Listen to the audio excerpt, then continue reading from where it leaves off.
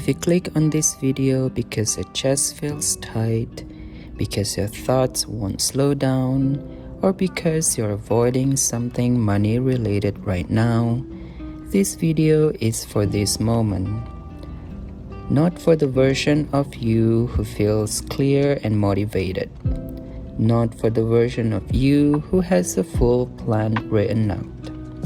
It's for you right now while your body is buzzing and your brain is saying, I can't look at this, but I also can't stop thinking about it.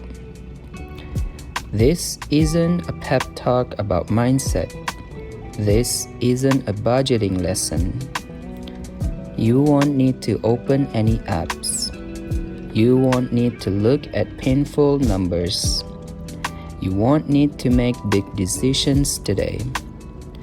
All we're going to do is slow things down so your body can come out of panic mode and your brain can eventually think clearly again. And just to be clear, this video is for educational purposes only and is not financial advice. So if you're ready, let's start by understanding what's actually happening. When money anxiety shows up, it usually doesn't start as a spreadsheet problem. It shows up in your body, a tight chest, shallow breathing, a knot in your stomach, a wave of shame when you even think about checking your balance. You might find yourself scrolling on your phone instead of opening that email, or staring at a bill on the table and just walking away. That doesn't mean you're lazy. It doesn't mean you're bad with money. It doesn't even necessarily mean something terrible is happening. It means your body is trying to protect you. Your nervous system is saying, money is dangerous. You might get hurt here. So before we talk about numbers, goals, or plans, we're going to work with your body, not against it. Let's move through this step by step. When money anxiety hits, it can feel like your brain suddenly starts sprinting. Thoughts like, I've messed everything up. I'm never going to get out of this. Something bad is about to happen. And once that spiral starts, it's really hard to think clearly. So before you do anything else, before you open a bill, before you check an account, before you start planning, interrupt the spiral. If you can, grab your phone and set a timer for 2 minutes. During these 2 minutes, you are not allowed to fix, plan, or decide anything. Your only job is to breathe slower than your thoughts. Take a few deep breaths. Inhale gently through your nose for 4 seconds. Exhale slowly through your mouth for 6 seconds. You are not avoiding your problems right now. You are stopping the free fall. You are telling your nervous system, I'm here. I'm safe enough in this moment to breathe. If the spiral comes back, that's okay. Each time you notice it and return to your breath, you are gently interrupting it. Money anxiety usually isn't just about money. It's about what your brain thinks might happen because of money. So instead of jumping into how much do I owe or what's in my account, we're going to ask a different question. Complete this sentence in your own words. I'm afraid that if I look at this blank, might happen. Take a deep breath and try to answer it honestly. For example, you might be thinking, I'm afraid that if I look at this, I'll realize I can't pay rent. I'm afraid if I'll see a number that proves I failed. I'm afraid I'll feel stupid, ashamed, or irresponsible. I'm afraid it will confirm that I'll never get out of debt. You don't have to solve any of that right now. Just name it. You can even say it out loud or write it down. Anxiety is like fog.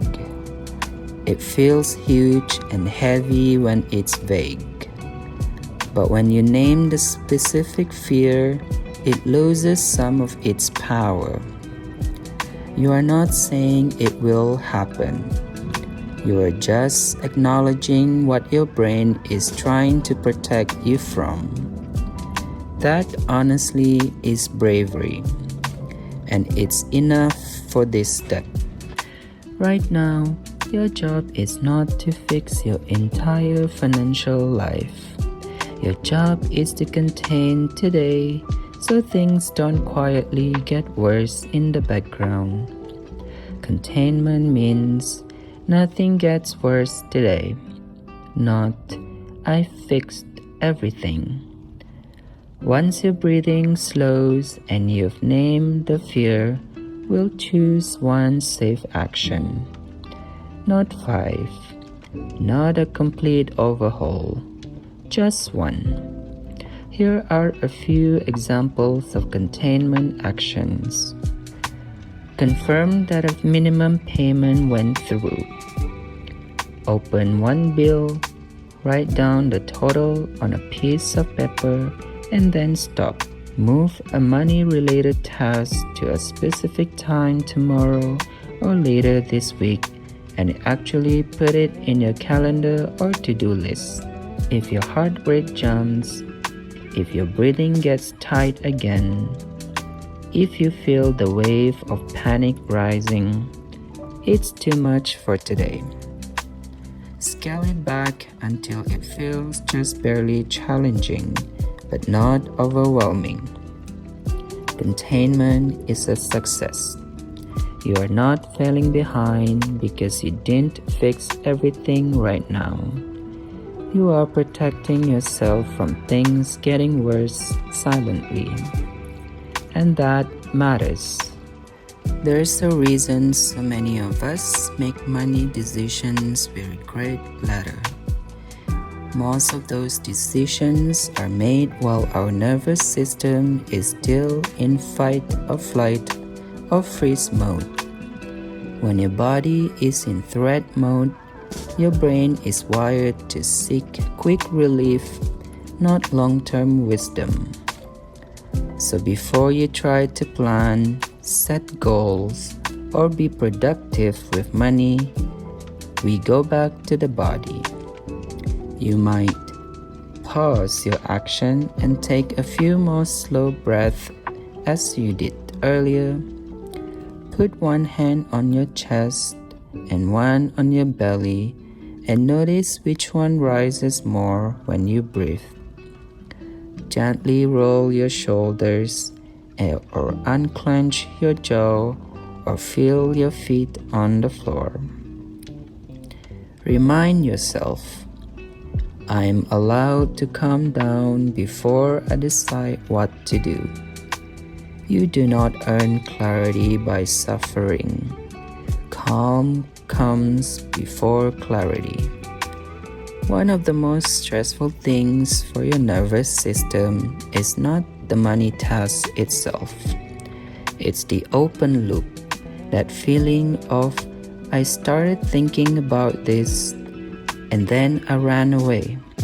When that happens repeatedly, your body learns that money moments are dangerous. So even if you only did the smallest step today, we are going to consciously close the loop. Ask yourself, Did I interrupt the spiral even for a moment? Did I name what I'm actually afraid of? Did I take one small action to keep things from getting worse today? If the answer is yes to any of those, you get to close this moment. You can say out loud if you're comfortable, "I've done enough for today," and then actually step away. Close your laptop. Put the paper in a folder. Turn your phone screen face down. Do something that signals to your body, "This money moment is over. I'm safe to shift my attention."